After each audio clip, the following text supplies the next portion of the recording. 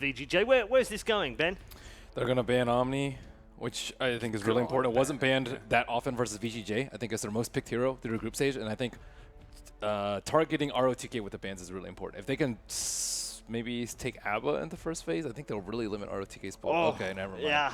GG. Not happening. This is like, I mean, for RTK, it's like ABBA Omni have been his two heroes. Right. Yeah. I thought they were going to ban Omni and get ABBA, and then ROTK would be screwed. It's hard to die on an ABBA, right? So you're already like reducing some liabilities. So you should give him Wraith King is what you're saying, if you can get ABBA. Offline Wraith King. Yeah. Well, he'll die before level 6. Oh, the Monkey Warlock combo. Okay. We've seen this quite a bit. Yeah, I mean, it hasn't been massively effective during the group stages. Yeah. A lot of people shying away from it towards the end of the group stages and at the start of the round of 16. DC, not one of them, though. Quite happy to pick it up with alongside the Warlock. Right, but the Monkey is quite good versus ABBA in the laning stage, but the Warlock is actually horrendous versus ABBA. If you ever use your heal on him, he's going to remove it. If you use Fate of Bonds, he can remove it off anyone. And then he also has his ultimate. So Warlock's like teamfight potential has been diminished by a lot already. So maybe not really favorable, but DC love playing this hero, and most of the games they've won was with the Warlock. Yeah. The auto Meepo ban, by the way, was in there. Yeah, that's been a feature all the way through. Are He we hasn't going been able to to see play any it. Meepos? He hasn't been able to play it. There was They won't let him. From Weeha. They lost. Yeah, but they won't let Abed play it. I mean, it's been banned out against him in every game. If you would ask me, like you don't really want to ban Meepo in the first phase unless it's a third game. The third game, you understand, like, okay, everything's on the table. We could get cheesed here. Let's right. Not get There's messed up by it. yeah, we don't want to like be flustered about anything. But the other chances, if it goes to a third game, you might just forget if someone isn't constantly reminding you about it. But in the first game, I don't think it's something DC want to do. Wasted ban first phase? They could wait, you know. If DC want to first pick a Meepo, okay, we have 3 more heroes to still counter. Actually, you have 4 heroes to counter because they were from first pick. But Tell that's not the Swindles case. that. But it's Abed Meepo. I mean, like I said, third game. The third Or if game. what if you're down 1-0 and it's game 2? Okay, then that's then you ban completely it fine. again, It's like a mind game If thing. you're You know, about to you be need to look. Maybe VGJ's read is that they're gonna Meepo us right away, game 1. We just gotta get rid of it. Chinese teams are pretty poor at dealing with Meepo. Yeah. I think they're way Historically worse than too. the Western teams. Well, I think how the Chinese teams mostly think is like they're these fringe heroes, and there's a chance the enemy might play it, but we don't want to put all our powers into try and like figuring out how to counter this. You know, they'd rather play against the solid, your everyday heroes, and just play a straight up, you know, some sort of honor game. That was the old IO as well. Like Chinese teams used to be terrible at dealing with IO if you go back to like TI3 era. And if they knew that you even remotely play this hero, oh, no, get that out of here. So Avenge pick 2 for VGJ. Nice, safe, multiple usage hero. Pretty decent for his Monkey King, although Monkey King hasn't had the Right. best win rate. Well, it's a flexible hero that can be support or core. We've seen that throughout this tournament, that a lot of teams just want to pick these heroes that go into multiple roles and not really show anything to the enemy. It's information is power in this sense. They've only played as support in the group stages, I think 2 games, but it's still, like you say, you can change that for the main event. Right. It is a kind of aggressive style hero where you get your items, you rotate early, you fight. Yeah. The heroes I'm most interested in right now are Lycan and Templar Assassin. In the previous series, we've seen both these heroes, and they both won in the games that they were played in. Maybe Templar not in the game where Mouse played, but she was still doing well. And if we look at the win rates, it's like ridiculous. Lycan has, I mean, only 5 games, but he hasn't lost yet. And Templar is at an 83% win rate so far. So let's see if they will decide to take either of those, DC or VGJ. There's been a lot of PA picks by VGJ and DC having none of it. It's pretty good versus the Monkey. Yep. You can't really like hit him through blur, and then if you ever get daggered, she can jump on you, pretty much burst you. Monkey, very weak hero against high physical damage burst. It's, poor old Abed's having a right rough time here in the bans. He still plays plenty of other heroes. Yeah, is I the mean, thing. if they want to carry on trying to ban him out, they can do so, but they're going to run out of bans before they run out of heroes that he plays. Yep. If you're DC, do you prefer first or second pick? If you're DC, Yeah. I think they would prefer the last like last getting the pick, last keep it pick for for Abbott. Abbott. Yeah. Yeah. They want to get all the information out, to understand where everybody is laning, and they can just give them something favorable so that their supports can be free to move around the map. Similar drafting style to Crit. But I'm not too sure if like DC really follow that kind of rule. Just more in the sense that they, e.g., want to try and get some mail on as good a hero as Right, they can right. without getting it counted too often. Right. DC think more about like the macro aspect of the game, like how they can move around the map and how they can apply pressure and snowball the game out. So sometimes they will forget that they need to pick this hero last and pick it earlier, and it could cause some problems for them. Spectre was very successful in the last series. That's the third hero that I've been really enjoying watching so far. Yeah, I'm just going to put that into context, as Ben said earlier. The fact that we're even discussing the fact that Spectre's an enjoyable hero to watch just says everything about Nagasara. Naga. I wonder if VGJ are thinking of picking with the Timber ban, because I mean it's alright against Abba and all that, but it's still a surprising ban because it hasn't been heavily featured in DC's draft. So I wonder if they have something in mind that Timber's going to counter that they want to pick. I think the first game DC played, Mason played it. Yeah, they have right? one Right. Timber Sword game. So the idea behind the Timber is if DC have a Timber and they just solo against the Abba, the two supports can be free to do anything, right? They often play like that with Mason too. Right, exactly. They want their supports to be free so they can help anything. They banned the Timber, and DC just decided that Spectre, sure, it was like a misban, since it seemed like DC were going to pick Spectre regardless. But you can understand how VGJ is thinking. They don't want to give DC the game for their supports, because their supports can literally make the entire early game for them. So how do you actually deal with Spectre? We've seen a lot of Spectres picked up. Why not just pick her in the first phase, considering how successful she is? It's really hard to say. In this situation, I haven't felt the reasoning why to first pick it. Maybe there's some liabilities that these teams understand because they practiced it in their scrims, and unless they ban some heroes, then they can't really pick it. We don't really know about that, right? But picking Spectre, the best way to really counter is pressure her lane and then try to 5-man so that she cannot just haunt in for some pickoffs. Just try to abuse her timing, pretty much. And one of the reasons why I think Spectre is being picked a lot now is Alchemist being out of the meta. This hero, when Spectre was trying to finish her Radiance, he would already be 6-slotted and taking all your towers and killing all your heroes, and you don't really want to play this passive game against Alchemist. So that being removed from the pool made Spectre a much more a stronger hero to pick. So Abed's going to get his Ember. Kind of surprising, right, that they would pick their mid hero with having the last pick. Unless they felt like it would be a last one ban. They must really have wanted it. I mean, it's good against the Living Arm with Flame Guard, but you're not picking your mid typically to counter one of their supports. But what they are doing is they're going to get information whether the Venge is going to be a support or not, and they're going to be able to give Boba an offlaner that's going to be a good match for the against VGJ safe lane. Do you think there's a chance VGJ, you mentioned pressuring Spectre, they want to go aggro lane, Tree and Venge +1? Pretty good possibility, I think, actually, with Monkey King as one of the supports. It's a good idea. It could be. Looks like some IG draft that we saw earlier today.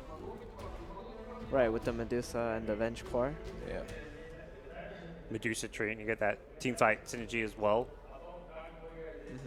Right now, BGG's lineup have a lot of 5-man potential, and they have a lot of auras, right? They have the Abba's Curse, and they have Vengeful Spirit, who has minus armor aura.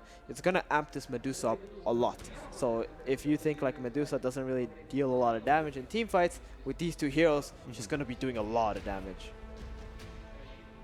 They don't have the best control for the Ember. Do you see that as being a problem? I mean, the Jug pick would have allowed them to maybe just 5-man push towers and not care, but do you think they need to get something with some extra lockdown? For sure. The Ember laning against Medusa is not going to be too optimal for him. It's going to run out of mana. It's going to get hit constantly. But later on, it could become a very, very big issue. It's a matter of how much momentum VGJ can build up from taking buildings. Meanwhile, Digital Chaos actually have a terrible building hitting lineup. Right. Ember and Spectre, oh my goodness. That's not their style either. To pick these heroes without building damage is extremely important for a team like DC to be able to group up somewhere and just take objectives. But right now, there's no like clear way as to how they're going to do it. The clear way they have right now is for Warlock to get level 6. And that's not really a good game plan, since your momentum cannot happen till like 10 minutes in the game, where he buys the Tome of Knowledge and goes from there. I mean, even then you have like a Spectre Ember in the front lines hitting buildings very slowly. It's not exactly going to be the most effective way to use the rock. Especially versus tree. Full-on team fight. So VGJ go full IG on us, actually, with the Tree Phoenix. Yeah, but they do not have Which didn't any really real work that disables. Yeah. It's okay, good enough 5, man. As long as Ember does and Spec don't get huge. That was the game against Secret, right? Yeah. Where VGJ picked, IG picked a very similar lineup to this one. Yep, almost identical. There's some building hit. Okay. I think it's Nature's kind of big Prophet. DC needed. Yeah. And this is like another thing. Boba doesn't really... I feel like he doesn't really enjoy playing these farm-oriented heroes in this team. I saw him playing in the pub last night, though. But right. Yeah. But like, he needs to, right? If it's a meta hero, which Prophet is. He wants to be playing the tempo controllers, run around, making space, initiating fights, those kind of picks. Okay, prediction time, Gods? Game 1, I'm going to go with VGJ. I think, the line may not have worked for IG, but I think they've got a better... Style? Yeah, suits their style and will work well with around the Medusa. Okay. I'm going to go with DC. I think they have the better individual players and the better teamwork in this particular tournament. I think VGJ's lineup is stronger, but I don't necessarily think Dracula alone can carry them this game. Okay, one for each. I like DC's draft, but I don't like the playstyle for them. So I'm just going to take VGJ on this one. Okay.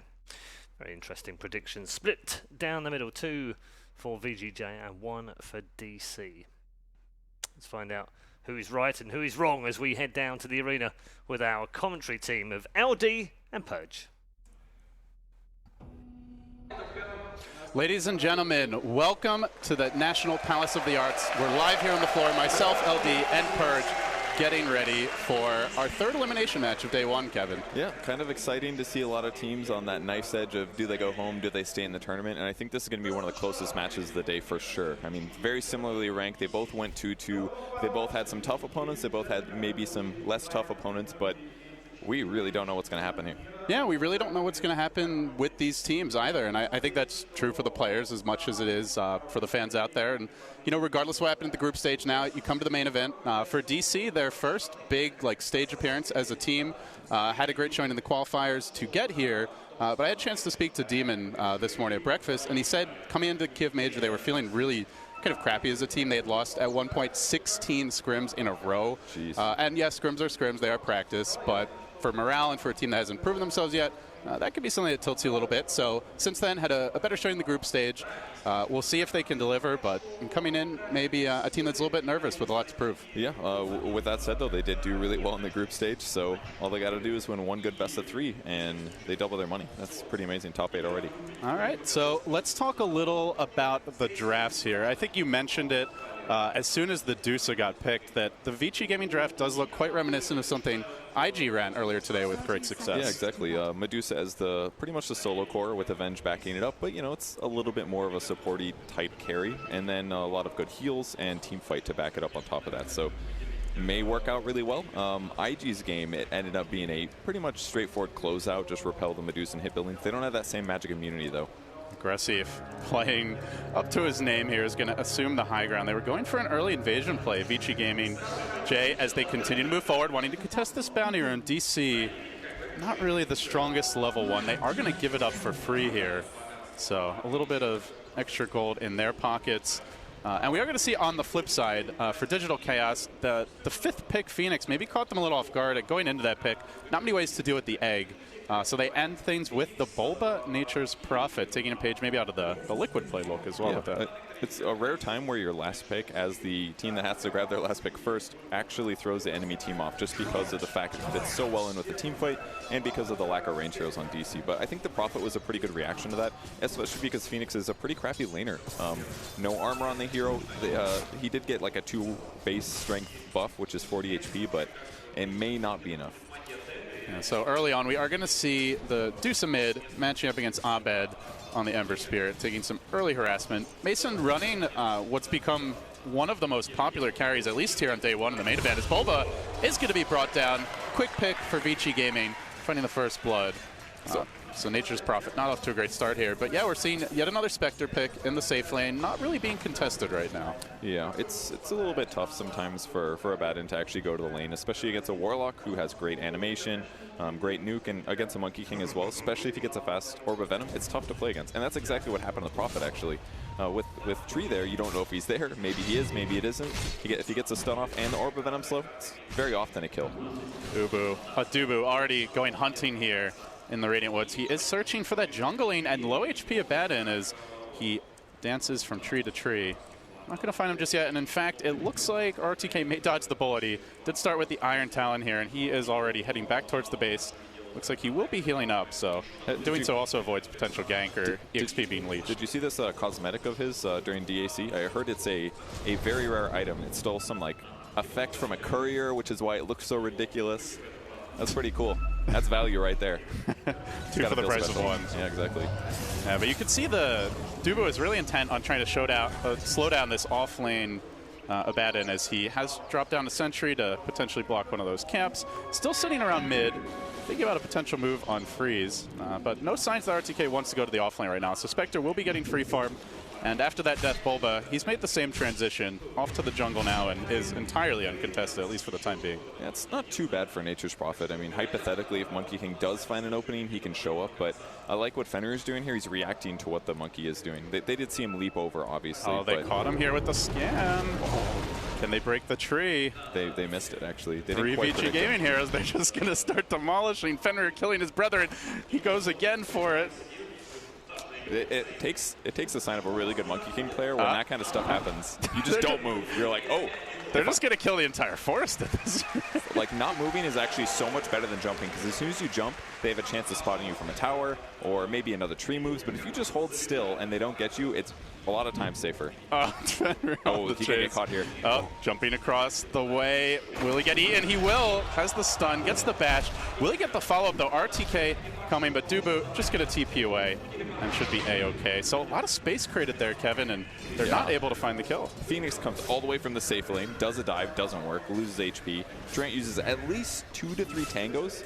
Yeah, he TP'd out as well, but now blocking that camp with a sentry, I don't know if that one's actually going to pay off or not. It might not be up in time to block the 5-minute, but he's definitely made a lot of space, forces opponents to rotate, things like that. Yeah, and meanwhile, Ember doing about even here versus the Dusa in the mid lane, so Abed having a decent start, and most importantly, it's a free farm Spectre, 25-7, entirely uncontested. Normally Abaddon thought of as a very irritating off-laner, but he has not been that presence, just giving up free farm to the Spectre so far. Yeah, and something else I forgot about, it's not just the fact that there's a Monkey King Warlock. Prophet could show up as well. That's 4 right clicks that could hit this guy before he has level 6. That's a huge threat. But with that said, he's picked up level 3 already. He's done fairly well, considering that Monkey King could have been there to sap experience. So I think he's going to be pretty pleased with his position right now.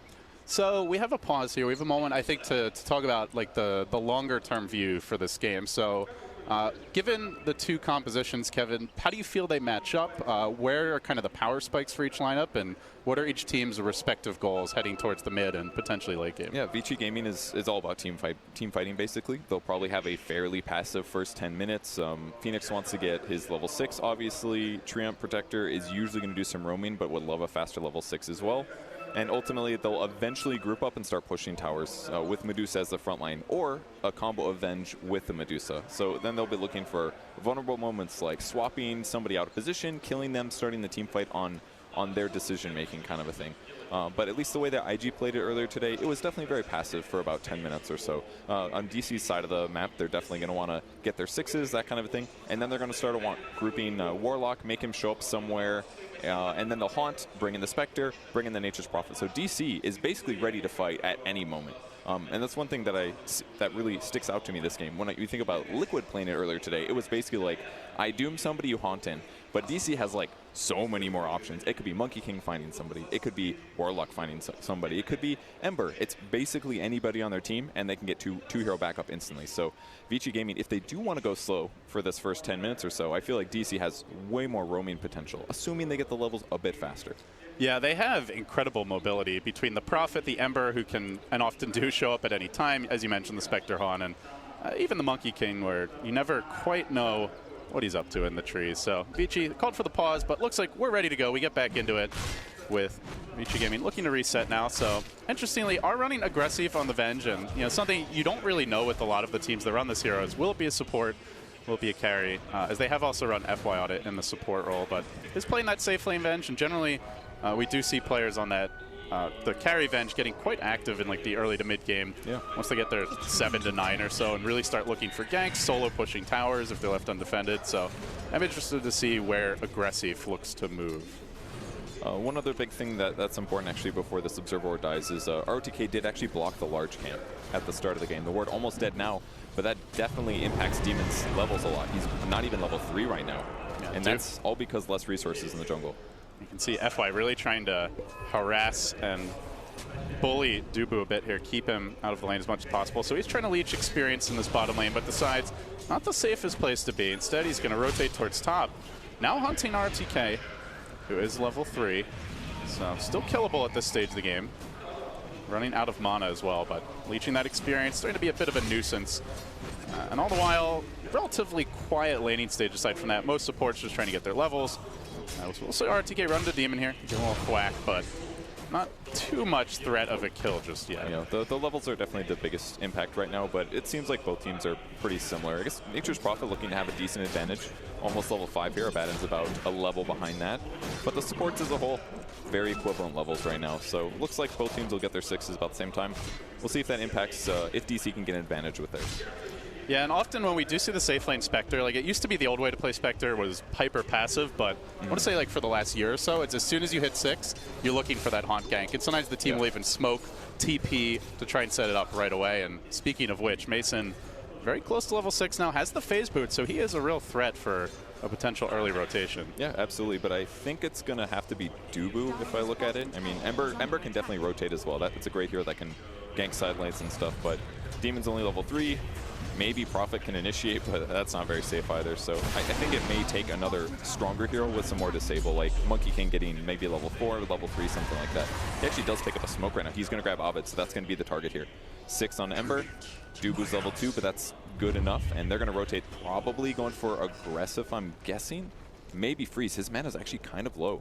Yeah, Dusa looking surprisingly killable here, at least for the time being, but the line is drawn towards the south. So Abed, Dubu striking a course for this bottom lane. They got to get here really fast, though, because the middle lane's empty.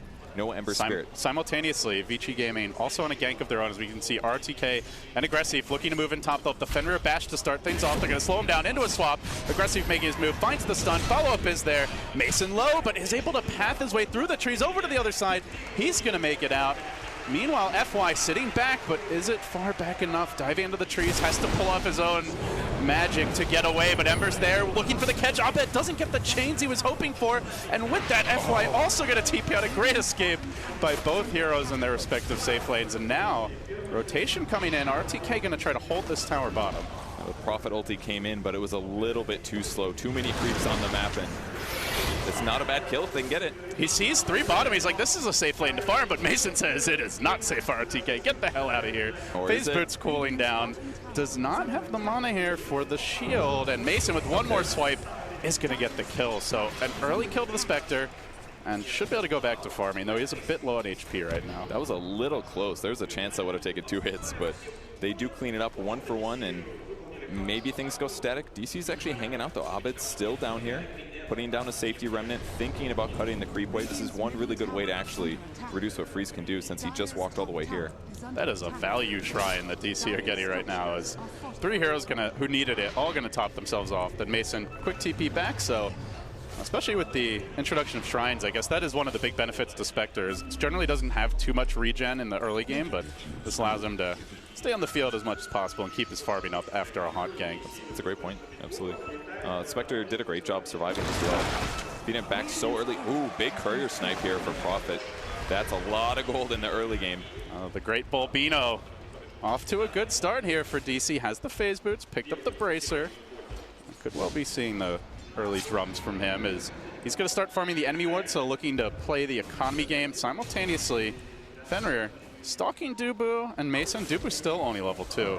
He's going to just now get 3, but he's being That's fine. Stalked a bit. No real threat of a gank here, though, in the top lane. And, you know, with the... I guess that is the question for me, Kevin, is it feels like it's basically on the Venge to make plays because there isn't a whole lot of gank potential for most of the other Vici heroes. Yeah, that's a really good point. Usually, I was just going to comment, it's weird that Venge is still top lane. Like, normally you gank it, you get out, you escape, but he's actually playing off lane right now, more or less. Trying to contest the Spectre a little bit, have the threat of the gank there, and at least Mason does have to be a little worried about getting swapped. But with Venge's mana pool, there's actually not that much threat of him dying right now, so this is just going to hurt his overall net worth, even if it did put some tower pressure on.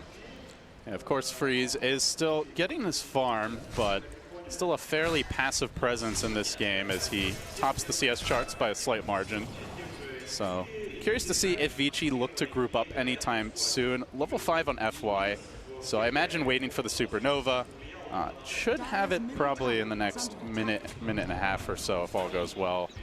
And could potentially look for a group up then, but I mean, that's the beauty of the DC lineup, right? They have great split push with the Prophet, the Ember, so if they don't want to take that fight, they really don't have to. Yeah, I think DC is way ahead in this way. Demon on the Warlock just hit 6 here. He's walking towards his base. I'm pretty sure he's going to group up with an ally, most likely. Yeah, they're TPing the bot lane. This is where the smoke's coming. So DC's tempo is going to be a little bit ahead of where Vici Gaming is.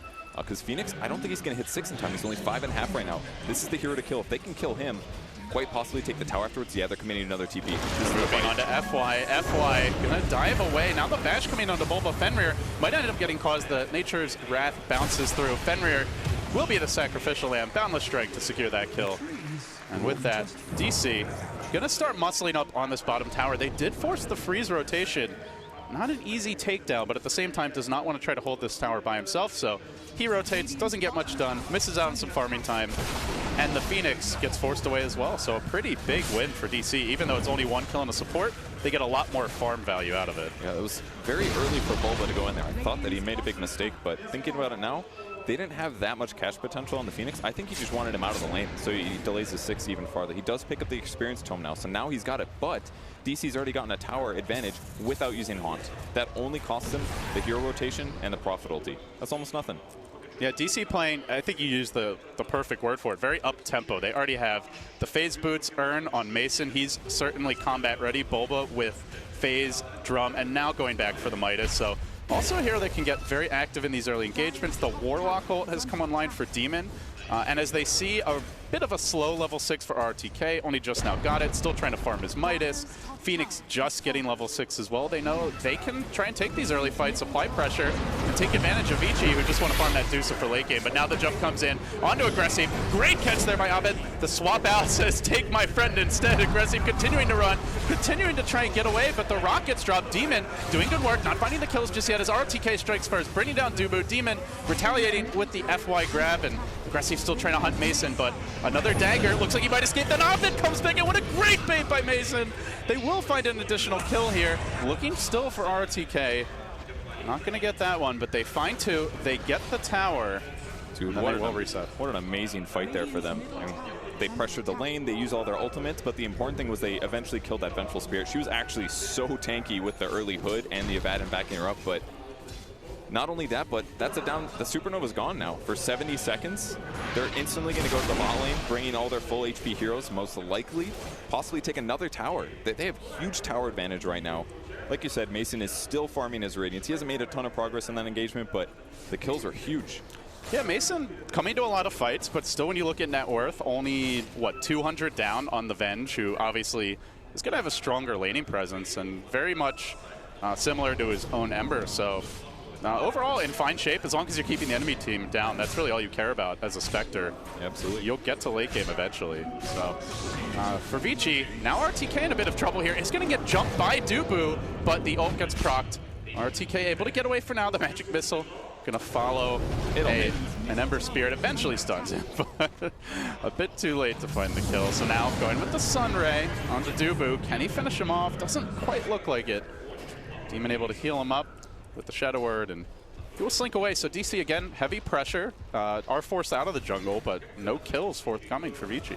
Yeah, the fact that they could just keep the Warlock in the safe lane, get a lot of pulls done, faster level 6 on him, really helped in a lot of ways. Even though the Monkey King was only 3, he still feels useful. Obviously, Monkey King ultimate, amazing. But Newbee, without being 6 here, it still feels like he's contributing to the game. So it's even harder for Vici Gaming to get stuff done. Like you said, it's Vengeful Spirit that has to set movements and make things happen. Yeah, and who do you want to initiate on here? Demon sitting quite far back. Monkey King not visible. And Ember, generally not an easy hero to catch and attempt to pick off. Very little lockdown for the Ember when you really look at it. They're thinking about holding this, but they don't have Warlock Golem. They'll go for the deny. I'll bet. Good effort, but now gets swamped. Aggressive. Not able to follow that one up. Again, it's a swap into maybe like a tree bash, but that's really stretching it. As DC will retaliate in the top lane. Some pressure, but RTK there to defend it. So taking down that tier 1 mid.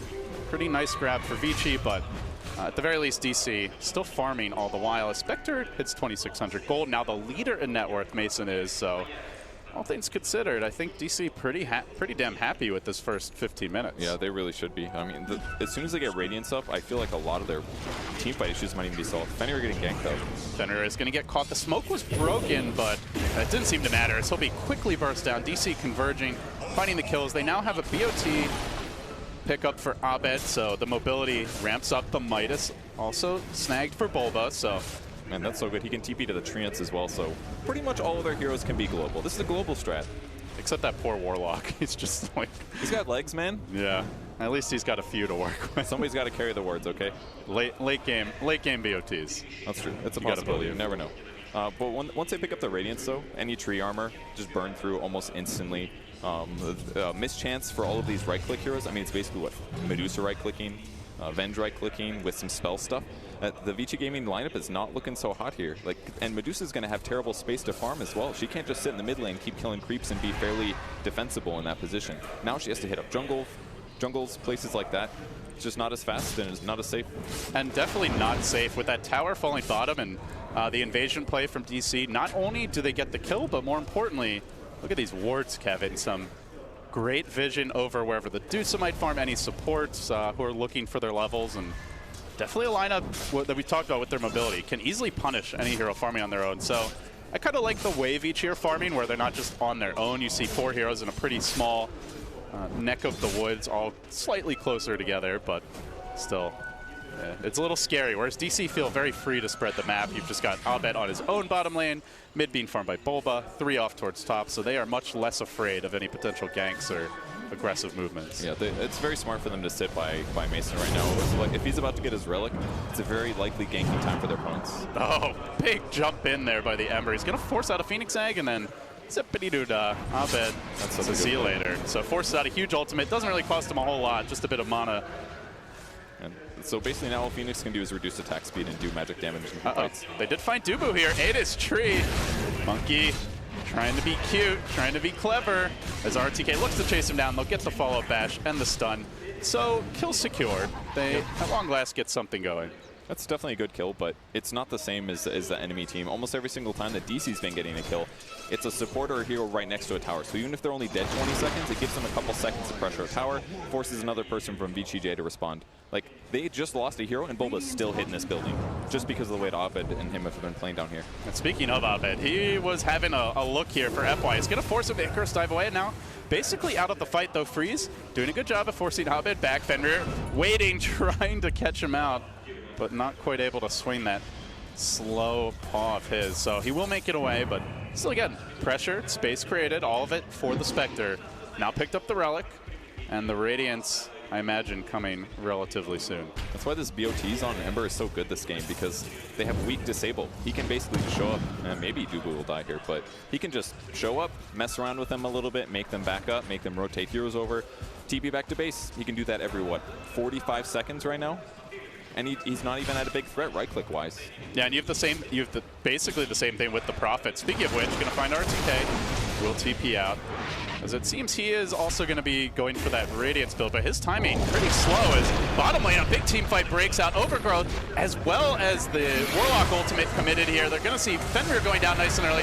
Now Freeze is going to try to keep the fight alive with the Stone Gaze, but ends up having to just disengage. DC forcing him out of the jungle. Mason getting involved again, and now only about 500 gold away or so from picking up the Radiance as we see top lane aggressive with the swap of Bulba. Does he have anything to follow this up with, though? Just auto attacks for the time being. No mana for a stun. is again throwing out the Wave of Terror, but Bulba, no TP available, now going to go for it. Doesn't quite have the mana. Aggressive. It's close, but no cigar. Yeah. Bulba's really farmed right now. His items are great. Working his way towards the Orchid, built the Midas after Drum, as is pretty standard right now in Prophets, and a lot of Midas is actually being built this game. I did like that Abaddon at least got his before his mana boots or whatever other boot option he wanted to grab. Usually phase, I guess, but just helps accelerate him a little bit faster. But the rest of the team isn't fully committing to that same kind of style. Vengeful Spirit not going to get Midas this game. FY looking for a potential, at least harassment here on Mason, but Duba's going to retaliate as he will help secure Mason's retreat. Radiance now online. Haunt cooling down in a minute, and Vici finally going to make what feels like really their first offensive move since that 0-minute smoke to try and secure a bounty rune. As they head into the Roach Pit, they will do this while Haunt's on cooldown. They also know that the Golem is out of the picture for quite some time, but that doesn't mean Abed can't threaten to go in, try and snatch that Aegis. Remnant dropped. Dubu looking for the setup here with the Boundless Strike, and RTK dropping dangerously low. They might be able to just force out this borrowed time, and then really sticking around in the Roach Pit is extremely dangerous. We are going to see Demon trying to set things up. Boundless Strike comes through. Roach not low enough just yet, and Abed getting forced back. So with that damage he's taken, has to be careful. He's going to TP home, could BOT back in. Still DC, sticking around, threatening to go in. They got 20 seconds. Moving forward, they need a little more time for these ults. Abed's gonna jump into the pit. The Aegis snatched by Aggressive. The last hit, though, does go the way of the Dire, but he pays for it with his life. Vengeance, as Fenrir will take Abed down, and now the chase forward, looking for the Bulba kill. No mana on Aggressive as of yet, no stick charges either, but they don't need it. They're just able to muscle him down with auto attacks and the power of the sun. FY unleashing the Ray, a big fight for Vici. Yeah, there's about a 1,500 gold swing, but with that said, by killing Roche, your team gets like 1K across the board already, so I'm not 100% sure that's worth it. They're only dead for about 30 seconds or pretty early into the game, so a small victory, but still having the Aegis is definitely something that Vici J can try to exploit, especially because Venge almost has his Shadow Blade here. This is going to be an item.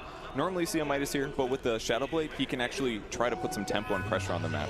Yeah, I guess the one downside is you'd probably rather have the Aegis on freeze, right? So kind of being forced to just whoever can pick it up in the heat of the moment. Actually, I don't agree with that. If there's no mana drain, I think freeze is a really hard kill right now.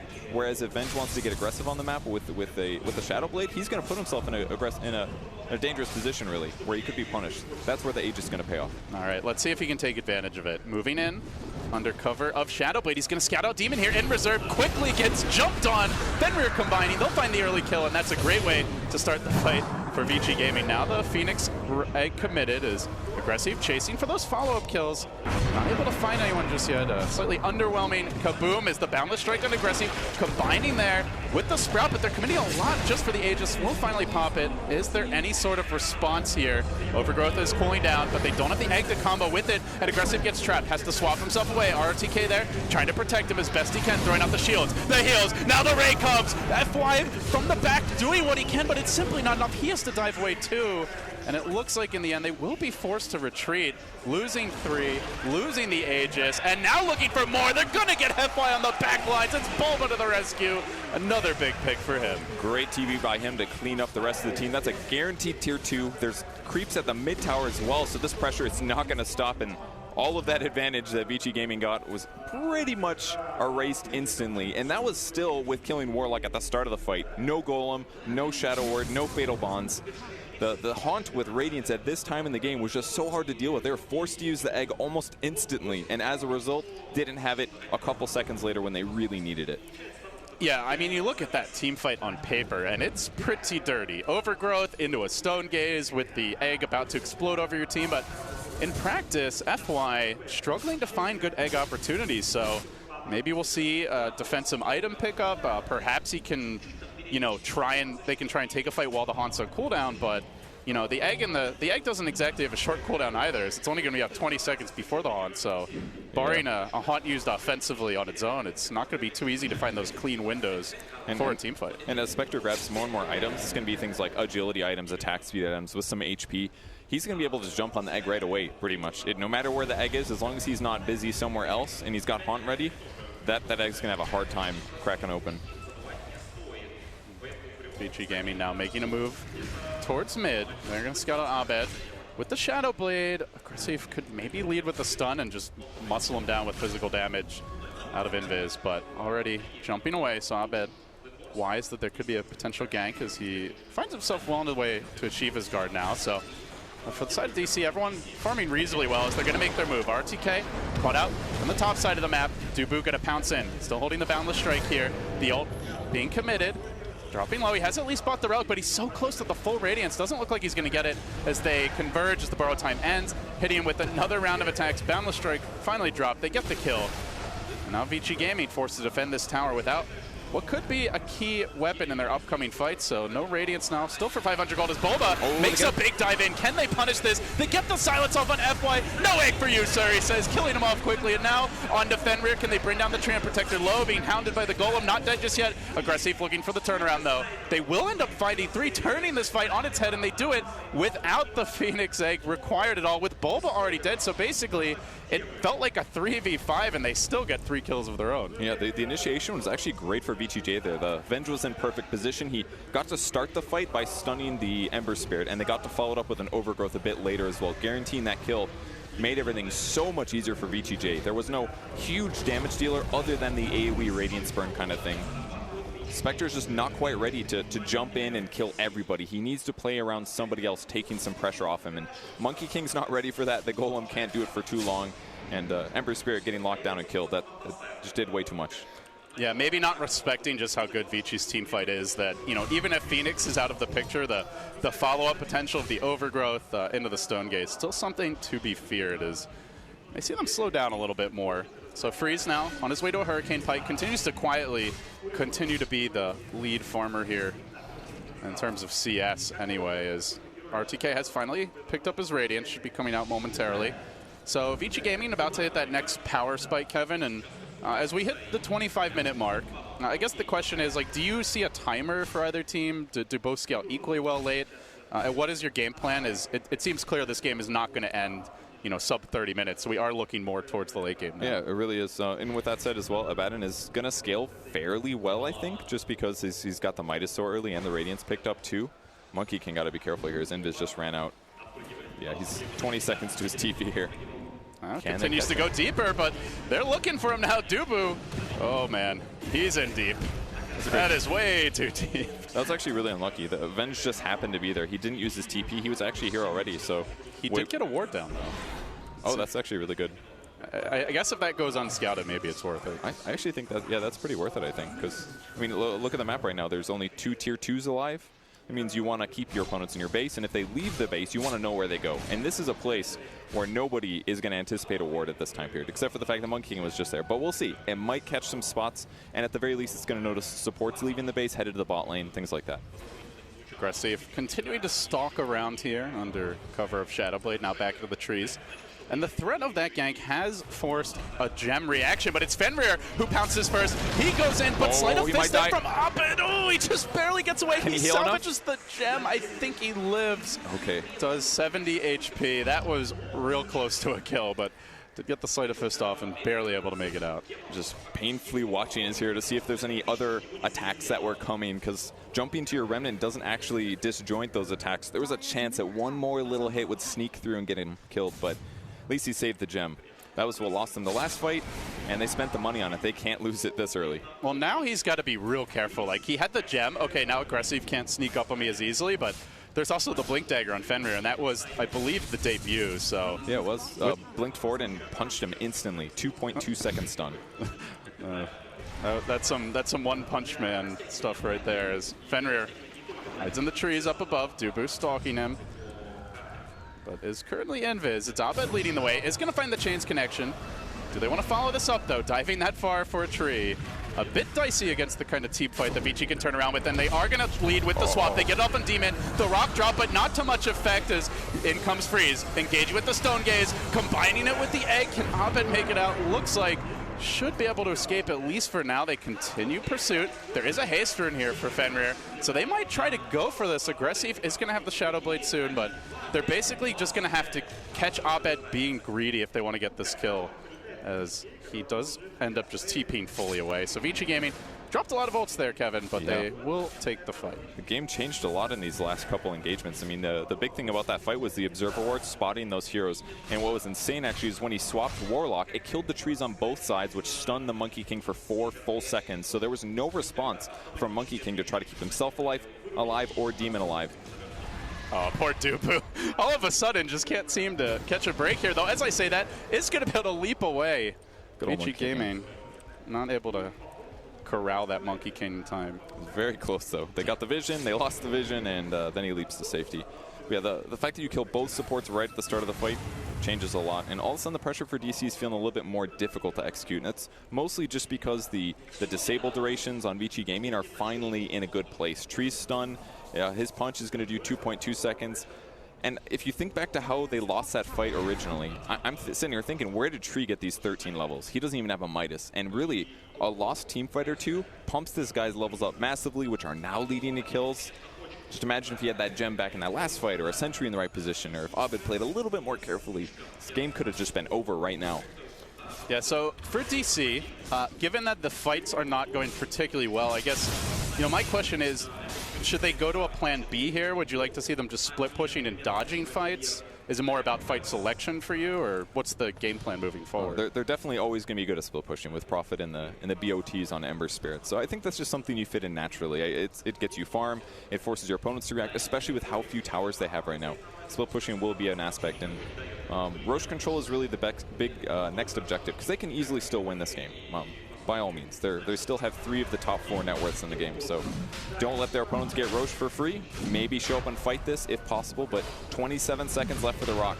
All right, Operation Let's Get Mama Dusa and Aegis potentially underway here, as has freed up a slot. Freeze ready to grab this, and Dubu maybe looking to be cute, but his tree gets eaten down with the monkey is the call. Will Abed even try for heroics here in the pit? He gets, well, actually, no, sorry, Demon getting swapped into the bash. Follow-up stun could be coming through momentarily from Aggressive.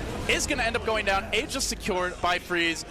Roche as well. They get the credit there for the kill, and now they just strut away. So Aegis on the Lady Dusa. And meanwhile, Bulba doing a bit of split pushing, takes this tier 3 bottom down about halfway, but give up half your tower's HP for an Aegis, 2 kills, and the Roche gold. Seems good for Vici Gaming. Not a good thing at all, but taking the tower to half, that gives me some hope at least for DC. The tree armor is going to heal it back up though, so can he actually split push slowly while dealing with tree armor? That's a harder question. So that's a good point. Like that, and maybe that is an argument for not trying to just rely on split push to take this one. Yeah, definitely agree with that. So almost pretty much every single fight leads one way. Somebody on Vici J gets the vision. Oh, he's in trouble here. Gets rooted. Abed trapped out. Now throwing the Remnant, but not going to make it away. The physical damage simply too much here. Is Aggressive hitting for nearly 250 a pop, not even mentioning all the minus armor this team can bring to bear. So a big pick is going to allow them to shove these lanes out if they so choose. And we'll see Freeze make the rotation bottom now. Butterfly coming, and there is a decent amount of magic damage. It's not like all in on physical versus Freeze, but this Dusa is just not feeling very killable right now. You've got Swap, you've got the Abaddon shields, the armor, not to mention if you fight into the Dusa, you're fighting into the egg potentially, Kevin. And on top of that, you mentioned Mana Burn. We're not really seeing anything yet. Just for now, the Manta being picked up on the Spectre, but still no Diffusal. He actually did just finish it. Diffusal Blade just finished it. It must have been on the courier when you checked. So Diffusal Blade's ready, he's got the Manta style, but that basically means they can kill Dusa if she's by herself or way out of position. And that's what it's going to come down to. Kill the other opponents, the other enemies first, then kill Dusa. Those are the circumstances that they're looking for. But the last couple engagements have been all Monkey King getting killed first or Warlock getting killed first, so Vici Gaming abusing their invis very well. Boba might get punished here. Fenrir was waiting. Aggressive coming in now. He's going to drop the Wave of Terror, but reinforcements on their way. They get the stun. They should be able to get the kill, but Abed looks to turn it. He comes in, dropping the chains, and then getting the hell away. Has to be very scared of that physical damage. You saw how quickly he dropped last fight, so he doesn't even try to finish off the tree. Yeah, Prophet getting killed quite easy. If you have detection or a gem or something like that, and you don't have a blink or a force or something that gets you out of danger instantly, and they can't catch up, then that's always going to be a big threat when you're playing Prophet. So, and that is what I think that's what I like about the way Vici Gaming are playing this, is they have the itemization of the blink on tree, the Shadow Blade on Venge, it makes it kind of scary to split push when these heroes can just ambush you out of nowhere. They don't, you mentioned, I think very true, they don't look mobile on paper, but the item selection is giving them that threat of gank that discourages split push. Yeah, the Shadow Blade was ingenious just for that reason alone. And a couple teamfight wins, they get a blink on tree. No Midas, go for an action item, and I'm happy to see it. Little too many Midases being built right now. But you're not a fan of like 9 Midases in one game. Like 5, whatever. But when you do it 9 or 10, there's some heroes in there that don't need it, in my opinion. Sentry goes down, though. Fenrir spotting out the next team fight. He's got 2 points in overgrowth if he can catch these guys. Could be a huge grab to get things underway. Mason, having already used the Manta, could be in danger here. He's going to get stunned, then slowed down by the Leech Seed. Still waiting for reinforcements to arrive. Swooping in deeper, dropping the egg. The overgrowth's there. Great combination. Going now for the stun, but able to haunt away to the other side of the fight. Mason looks to reset, and it looks like they may have bitten off more than they could chew. Even RTK coming in, getting healed up by the Sunray, but FY so low. Boba brings him down. Now RTK, the ult's about to end. The pain might be beginning momentarily as he gets chewed up by the Mana Burn. Quickly falling, now aggressive. On to the next one, they say. Dusa looking to salvage the fight. They have to commit the Stone Gaze. They don't have a whole lot else just yet. They get the bash on Abed. Can they get the follow-up, though? Abed takes the tree down. Freeze, extremely tanky and painful, but doesn't really have much to work with here as Abed will get silent, sprouted now. Boba trying to engage onto him, almost dies in the process, ends up living, kiting away. Great plays by Boba, now looking for Freeze, looking for the team wipe. Can they finish him off? He's got the Aegis. They probably have to kill him twice as he will end up dropping. Yeah, Aegis not going to expire just yet. So round 2, here we go. Nobody in sight. Not going to be easy here for Freeze as they continue to pound away at him. Freeze going for the TP out. No! Oh. So close, but so TP. far. That was such a good decision to TP. I thought there was no way he gets out of that, but they are limited on disables and just barely did get the kill. I can't even believe DC won that fight. It looked so bad for them at the start, the egg right on top of those guys, but just shows how big of a threat Haunt is at this point.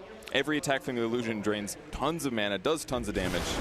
I mean, it's a great combo, but Dusa wasn't there the entire fight until after that was over, Yeah. so...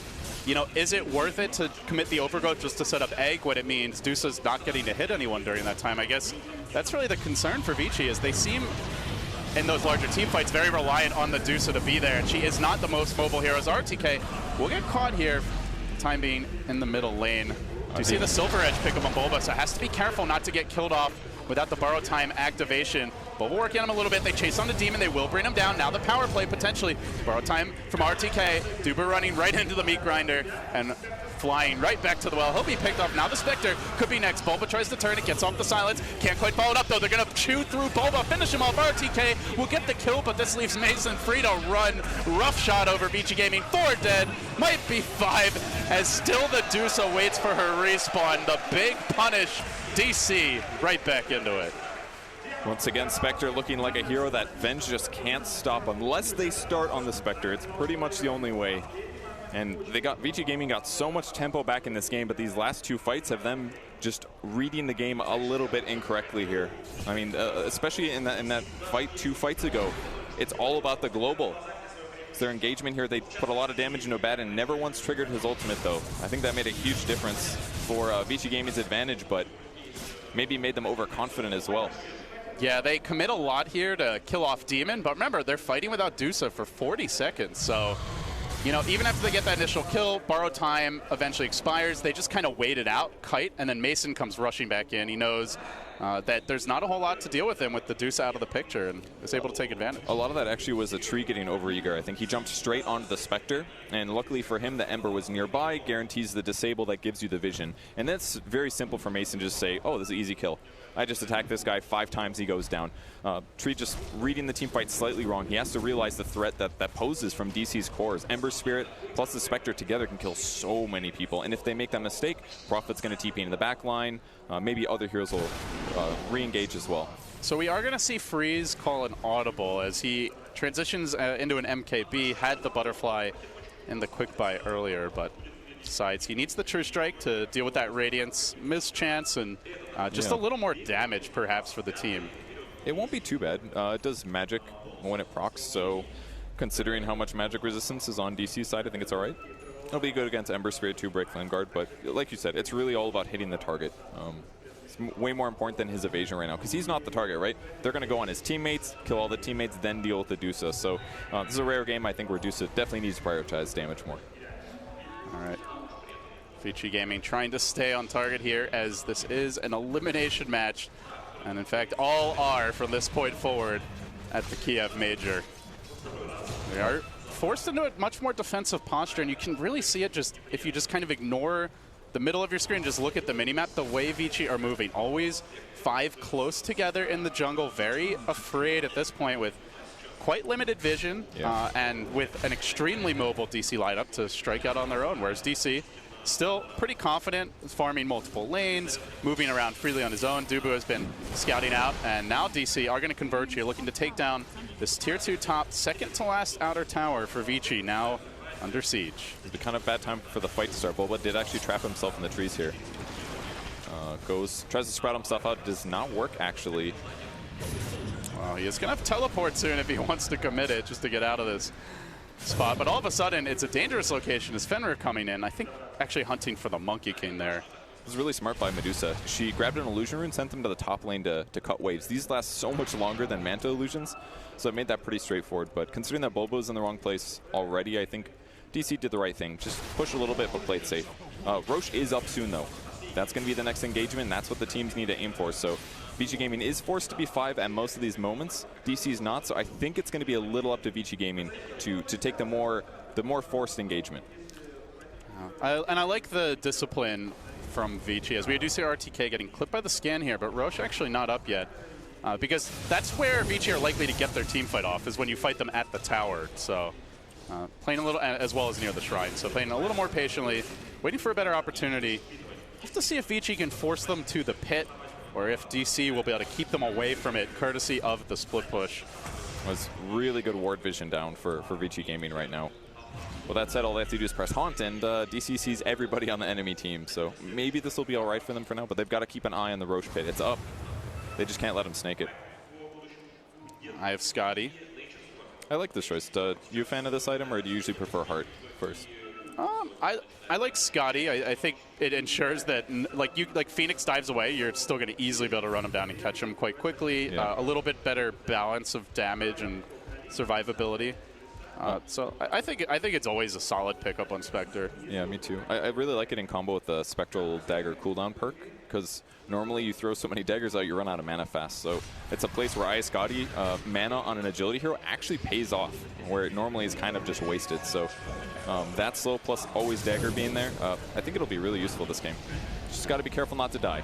Well, speaking of dying, we might see that mid soon as Boba comes in. He does get the Silver Edge, combines it with the Silence onto RTK. Now the Remnant in. Can they kill him off in time? They do, right before he's able to get the borrowed time up. He falls, and now onto Freeze. Stone Gaze already committed. He's being isolated here, but healed up from behind by the Phoenix. Has to drop the egg. They look to retreat as they fight in the Wukong's command.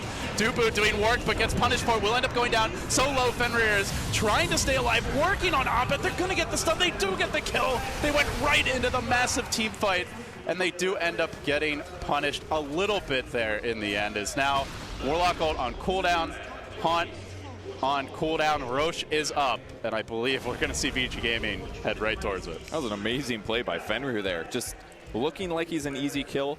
Ember was out of remnants, but he just turned and fought him with the Solar Crest, and Ember just kept missing. He doesn't have the best right click right now due to his kind of weird items, but ultimately Ember going down. So DC losing a fight. That looked really good for them, but with the Abaddon kill right at the start, looks so great. And RTK did have to buy back, but that's like such a key situation to buy back, is you're running this, really this 4 protect 1 Medusa. Like, yeah, Venture does decent damage with the AC pickup, but really is not going to be the main carry in these fights. And with this freeze, actually going to be the one given the cheese at this stage. So they give him the cheese. They have the Aegis and RTK. Pretty much ensures that they can't be cute and just snipe him like we saw last fight with the Silver Edge into the Silence. So guaranteed a bad and borrow time in a team fight. Yeah, may just focus them on killing somebody else instead. They could just silence the Abaddon, go on somebody else, because silence does prevent you from popping your borrowed time. Part of the reason that interaction works. And for that, Abaddon is going to queue up a Lotus Orb next to remove that problem. But he's got a lot of gold to go, and DC will have their ultimates pretty soon here. 58 seconds left for the Golem. And I don't even think they necessarily need that to win some fights. Only game one here is Digital Chaos and Vici Gaming J duke it out. DC, still actually both teams yet to threaten a tier 3, really. That bottom tower that was pressured earlier, right back to full health, so it doesn't feel like casual split push is going to work. Maybe you can rat it out, but you're really going to have to commit more than just a profit hitting a tower a few times and some triads. You'll have to stick around, and that's where Vici Gaming could punish with the Shadow Blade, the Blink Dagger on tree. As Vici Gaming, the Siege Engine starts to roll down the mid lane. They have Aegis, they have Cheese. The split push isn't very quick from DC. Top lane, still at least one more wave, potentially 2 waves before they're going to get to the tier 3. They're kind of hesitant to commit to this. The Spectre just sort of thinking about it, while Vici, no hesitation, right onto the tower. They're looking to break the base. The waves are being cut, but they've got to kill the creep waves, and they got to buy some time here, because it takes a while for the backdoor to actually set in. Freeze is not really looking to give them that time. He says, stay right where you are. I'm coming for the structures, Dubu. Sticking around. And remember, they can trade structural damage here because they have the tree, as long as they don't give anything up. Will likely be a win for them. Taking down the tower, can work on the range racks, and that is guaranteed damage that you're not going to get back. This is good movement there by Vici. So Shrines dropping is going to be bad for DC, but not the end of the world. It would be much worse on the opposite way around. But not a great sign for DC here. We got to take some fights that they actually win, because that's really been their problem. They had such a good early tempo, but every fight since then has felt really hard. So what is the key to winning a team fight or any kind of engagement for DC, Kevin? Like, what do they need to do to find those good team fights? I feel like Vici Gaming is initiating most of the time. I mean, maybe that's part of the advantage that they have, is that they're always 5 in a lot of cases. So perhaps it's a vision-based thing, know where your opponents are so that you don't get engaged on, because very difficult to stop the tree from jumping on you instantly, obviously. But he's jumping on somebody, disabling, there's follow-up, there's more follow-up. I don't know, maybe start frontlining with Spectre, for example. Really tanky, he has quite a bit of armor. Put that guy in the front, that way he can actually take some of the pressure off, because both Abed as well as Nature's Prophet can't really deal with that in the same way. And if they do get gone on first, those guys definitely get picked off in a lot of cases. Vici Gaming, no finesse required. They just 5-man death ball down towards the bottom lane. Group up, park Freeze and ROTK out in front, and get to work on buildings. Meanwhile, Pink's coming out as Dubu, I believe, got scouted here, dropping across the tree line. FY looking for that follow-up scout. They are going to lock onto him. They crack that tree down. They pull the king off his throne. They'll kill him, and now they can push towards high ground. No Monkey King buyback available, it looks like. So Monkey King out of the picture now. That means no Wukon's command, and he does have the Basher now. So pretty big deal to take him away for the next team fight. This is tough for DC here. They may even run to the mid lane now. That'd be the place to hit. Kill melee barracks while the creeps are in the base. All the other waves are pushed out, but not bot lane. That should give them a little bit of time to take the racks. Maybe enough. Yeah, Freeze knocking on the front door now. Anybody home, he says. DC, they answer, but not a very confident response, as they've already dropped the melee racks. They really have to get something out of this fight, but it's so tough to go on Freeze. Way out in front, being healed up by the Phoenix. They drop the rock. He's still basically at full health. The mono's quite decent as well, as Mason tries to work on him. That ain't going to happen either. ROTK, borrowed time committed. But remember, has the Aegis, Freeze, has the cheese with the evasion of the butterfly. They just keep on hitting buildings. You can't get to these backliners because they're so damn far back. Still slash away at the Dusa. Still has the cheese available. RTK with the Aegis as well. And now the combo, the turnaround, dropping first the Triad ultimate, then the egg, kaboom! Finds 3, looking for more. They jump deeper, looking for the follow-up on Mazik, and they bring him down. They will Abed, looking for the turnaround. He commits pretty heavily into this fight, but still, Freeze alive through it all, even going aggro onto Bulba, wants to bring the Nature's Prophet down. Can he do it? It's Freeze against the world. So tanky, so difficult to kill. Dubu in danger of dropping here. He's going to commit for it. He gets punished. Demon almost dead as well. Finally, they slay the beast, but the damage done as the melee Rex has fallen. The range Rex, one attack away from dropping. All 4 have buyback if required, and some might be because Bulba is threatening the top lane. That team fight coordination was insane. 2 buybacks, and DC loses by about 700 gold. Not much, but if the next fight goes like that, the game ends basically. That's a dead Ember Spirit, that's a dead Nature's Prophet. So they still lost melee barracks on top of that. Range barracks also very low, and they still haven't been able to take a tier 3 of their opponents yet. Whew. Freeze going back for the Hurricane Pike now, so pretty close to being maxed out here as far as items go. Could maybe consider trading something out, but effectively, Freeze is as big as he's going to get. There was an engagement here. Once the Supernova came in with the Overgrowth, man, that looked one-sided. I was wondering why the egg took no damage. It was all the Overgrowth. The perfect coordination there when DC was grouped as 3. You can see Mason just has to run pretty early in the fight. You really want Spectre to be going in. Freeze just so incredibly difficult to bring down now that he has the Butterfly, and no MKB here on anyone. I guess Bulba has the Bloodthorn, so potentially you get the True Strike if he's able to use it at the right time, and the Manta's on cooldown, but not really a very killable Dusa until the team fight's basically over. Yeah, exactly. Phoenix does have Aghanim Scepter, by the way. He opted for the 150 GPM perk over the Fire Spirit's DPS, and he looks real rich right now. I mean, he's only 3,000 gold behind Ember Spirit, who's middle of the pack right now, by the way. I'm starting to have slight flashbacks to that Disruptor game where FY got Ags and Refresher Orb. He has queued up the Refresher in the quick buy. Can you imagine a double Ag, a double Shiva's Guard, and with the Aghanim Scepter as well, potential here to bring that Dusa back for a second life. Yeah, and he also refreshes the basic cooldowns. I don't think that matters this game, but fun Well, fact. the Sunray is pretty big but potential here. The ally you bring in with your egg. Oh, you mean the can refresh. Ags, yeah. They could be 2 snakes in 10 seconds, dude. Yeah. Never know. Good luck killing that Dusa once, let alone twice. Now, that said, if they do it, Freeze already used his buyback, so he'll be out of the picture for a long time. I believe RTKs has almost cooled down by now. As they are going to make their move, they find Dubu top. Dubu down, and no buyback for him. Out for 70. So DC may have to wrap up the split push. I guess good news is this top lane's pretty far in. Mid lane, not really the lane that Vici wants to be focusing on, so may not transition into a full tower threat off of that. DC still has to be so careful with their split push, though. Like because of the tree and the other disables and things like that, it's already been just difficult for Bulba to split push, for Ember Spirit to split push. Even Monkey King having some trouble here. But he does have Shadow Blade now. I don't know if they've got another gem yet. They have not. No gem on Vici J right now. But they're definitely in the lead right now. It's looking pretty good. They've also got some Lotus Orbs picked up, so the silence is going to mean less. Abaddon can pretty much get his ultimate off every time now. Yeah, not to mention the next Rosh is coming, and potentially you can just grab the Aegis, get rid of the Midas, which has essentially served the majority of its purpose at this point. He's got a backpack for that, right? Let it recharge a little bit slower. Yeah.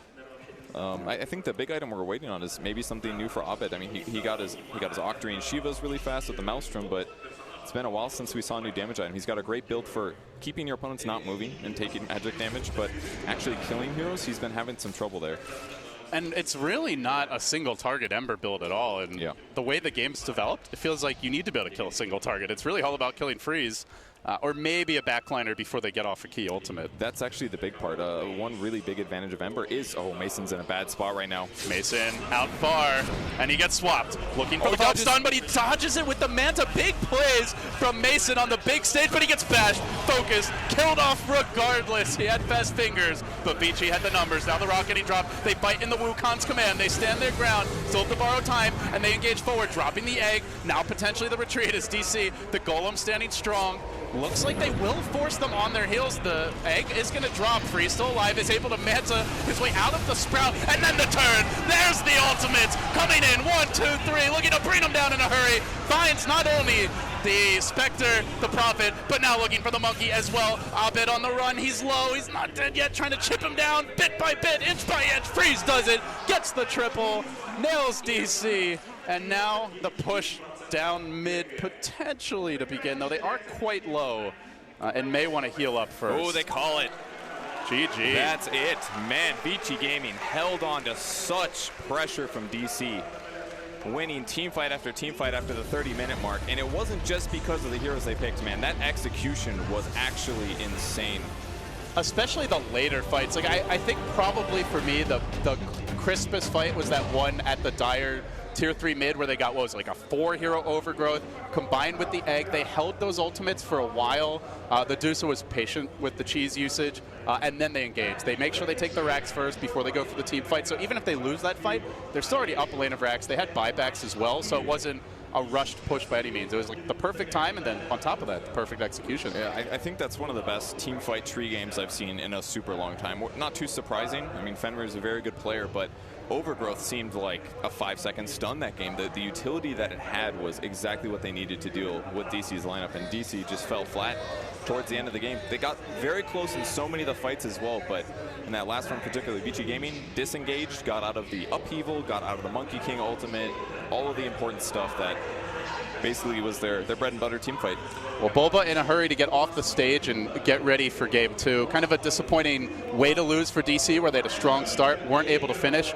If you had to pick one big thing for DC to work on, what would it be? I felt like there was a lot of deaths coming from Monkey King in the supports, and maybe slightly different itemization, but I'm not sure. All right. It was tough. Well, for more detailed breakdown, let's go back to Paul and the rest of the boys. Yes, thank you very much, LD. We'll head back there for game number 2, of course, to our commentary team in the Palace of Arts. It is a 1-0 lead, but which way round did it go? Who knew all the way through that DC weren't going to pull it off? At times it looked like they were, at times it looked like they weren't, then it looked like they were, and then they didn't. That's basically the story. But to break it down with more expertise, we've got 3 experts alongside us as well. Teven, Malini, and God's all back with us. We'll start with you, Ben. What do you say after a game like that? Because it felt like DC got themselves back into a game they shouldn't have been winning, and then they kind of lost their way again. I thought they were going to win with the Spectre just having incredibly high net worth and was free farming for the majority of the game, but then Medusa finally came to the fights and started destroying people, and their team fight synergy was incredibly great and much stronger than DC's team fight. That's the key point. Medusa started coming to the fights. There was 3 key fights, 3 big, like, full-on team fights that were 4v5, no Medusa. First at, like, that bottom bounty rune. Medusa's off top. Then there was another one at mid-area. And then there was one where Medusa was dead and the team went in. Like, they kept trying to fight without him. We're going to take a look at one. It's around about 30 minutes. It's a Roche fight that I think VG started, actually. And, Ben, you picked out a few highlights for us to go through. We'll take a look at this first one. As I said, it's around about 30 minutes at the Roche pit. Yeah, so as you can see, the Monkey King immediately dies at the start of the fight. And this happened actually consistently throughout the game, where VGJ just seemed very well in tune about how to deal with the Monkey King. Cut down a tree, they like scouted him with like the Shivas and the Phoenix later with the dive, and Monkey King died a lot. Purge mentioned it, like there was just too many deaths coming up from DC. When you don't have a strong team fight, you got to keep up the net worth on your supports to try and power through with items. Yeah, you also mentioned the Medusa going missing and not always. This is another example of it right here. Yeah, this is tail end of the fight. After, if you look at the scoreboard, 4 of the heroes were already dead. Phoenix had the respawn talent, so he's already up. But then Medusa finally comes to the fight, has Aegis, but you're isolated. She almost gets a TP out here, but will not end up surviving. Yeah. I've got one more after this one. Timin, you had something to say? Yeah, it felt like DC's early game was quite solid. They understood how to do anything, but going into the mid game, it just felt like they just weren't a team anymore. They weren't sure as to how to play around their lineup and what to do from there. Like I spoke about before the game started, this is this team that wants to be able to go together and take objectives and such. But if the snowball doesn't amount to anything, it just becomes way too hard for them to have good decision making in the mid-late game. And look how well the Medusa is posted up in this fight, just up in the front. 2 unkillable heroes in front. We talked about how ROTK, he even managed to die on the Abba before popping his ult due to the excellent Silver Edge, but this fight was certainly not one of them, and these 2 tanky heroes just stand in the front, get a free rack without really using any spells. And they had to use pretty much all their buybacks, and they still lost their racks. Yep. I feel like the Vici Gaming supports this game played godly. Both Trine and Phoenix did so much in team fights. The Trine was hitting amazing overgrowth and constantly finding and initiating with this first item, Blink Dagger. We're kind of talking about like should we go Midas, should we go Blink, but Media gets the Blink. He almost kills the Ember with a Blink Bash. He's constantly finding the Monkey King. The synergy in the team fight was there. The Sunray just healed and did so much damage as well. I feel like FY and Fenrir were the heroes this game. Aggressive also had really good swaps too. And his Shadow Blade reveal to kill Ember, I think that kept the Ember from like spiraling out of control. He was controlled very well because they were super light on Disable. Like how are they going to be able to control this Ember? But the Shadow Blade was a pretty nice solution. MVP for the game? Who would you single out? I'll go first. I thought that Treant played phenomenally. They didn't have any disables, but he was everywhere and the right place at the right time, catching people with his disable. I really didn't think they could kill anyone, but apparently you can if you're Fenrir as a treant Yeah. with no disables on your lineup. So, and his team fight contributions were perfect too. Their timings were in sync. Everything was I agree. amazing. Okay, so we're going to give it to Fenrir? Yeah. Okay, Fenrir MVP. It should be said as well that FY and Fenrir as a pair, we've talked about them as a legendary pair already. It's really the first time we've seen this Treant Phoenix combination work, because it's been tried by other teams, particularly Chinese teams. IG, notably, in the group stages, tried this a couple of times. It didn't look very good with them playing. And this is another typical example, Gods, of a team where the Chinese teams do talk a lot. They do swap tactics with each other a lot and talk about what might be good and what might be good. It's another example of a team taking it from someone else and actually doing it better. Yeah, I think they had this idea that DC were going to 5-man and fight them a bit more. DC's not really a team who will resort to like split push, even though they pick the Nature's Prophet ball, but typically wants to join fights. And DC were running at them, trying to fight with the Haunt, and well, VGJ said, we'll one-up you. We'll just have better team fight. We'll have this Treant, Phoenix, Medusa that you can't beat it. I guess the biggest thing we should say about the combination is that they have a Spectre and Ember Spirit as cores. Neither of these heroes want to really right-click an egg in the middle of a fight. And then on top of that, if you add a Treant who's already going to like mitigate whatever right-clicks you do have, this egg is going to come off every time. I don't think they ever even killed an egg once it became level 2. I think that's an important point, because I think IG actually took a lot of team fights when Phoenix Egg was still level 1, and it just died all the time. And I thought they were in trouble because they were just waiting for the Spectre to get bigger and bigger, but they actually waited until Phoenix Eggs was level 2, and it's a big difference, 5 and 8 hits. Right. And the egg just stayed alive the whole entire time. It was very patient as well, wasn't it, from Fenrir, with the way that he played that. Whereas other Phoenix players tend to want to just get the egg out there. Fenrir seemed to hold back sometimes when it looked like when it looked like he should do it. Sometimes he didn't, and it was actually the right call every time. Right. Towards the end of the game, he got the Ags too, like that last big fight. He gets the Venge and the Ags Supernova as well, so it's help out a teammate, add a duration. And that's what dictates the good 4-position supports from just like any other 4-position supports. They understanding at what point in the fight to cast their spells. Like most amazing 4-position supports that we know, they take their time. They always look at the entire fight and then feel like only when it's good for the team or themselves to go in, they will do it. Very important.